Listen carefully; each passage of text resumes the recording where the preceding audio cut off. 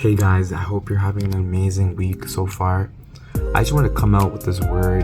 I've been thinking deeply about this since Monday. I wanted to release this word of this kind, but it was only today that by the grace of God I was able to come to understanding of what it really was. It's really important for every single one of us to consistently see the value that we bring to our life, to other people, and to the relationship that we have with God. When I was reading John chapter 11, the story of the raising of Lazarus from the tomb, we see something very important when we look at verse is 25 to about 39. We see that Jesus is presenting himself to Martha. He's conveying to Martha who he is. Martha acknowledges who Jesus is. Martha has the responsibility to call Mary. Mary brings not just her body, her soul to Jesus to welcome the revelation, to welcome the miracle, but she also brings her influence, the people group that are around her, the people that value her and that value Lazarus.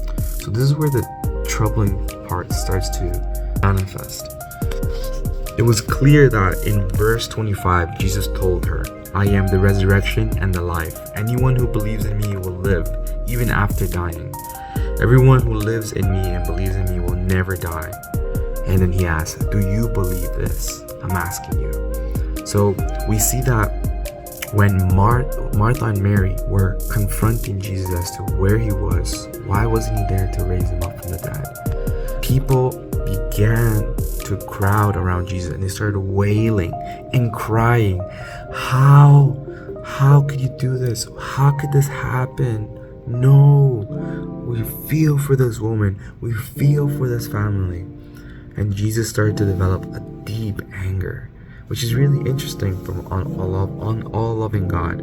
But we continue to see in verse 34 that Christ had a perfect plan for the situation, as he had already revealed to Martha and to Mary. But the disbelief of the people that were following them, the disbelief of the people around them raised the question within Christ's heart. Do you really believe in me? Because if you really believe in me, would you have not testified to your friends, to your family, that I am the resurrection, I am life, even after death? And so then Christ said, "Tell me where he is. Where have you put him?" Then it says, verse 35, Jesus wept. He wept because even at the instant of miracle, it is true that people would have believed in him, but still people would have neglected and rejected him. And we see this even today. So on which side of the aisle do you stand?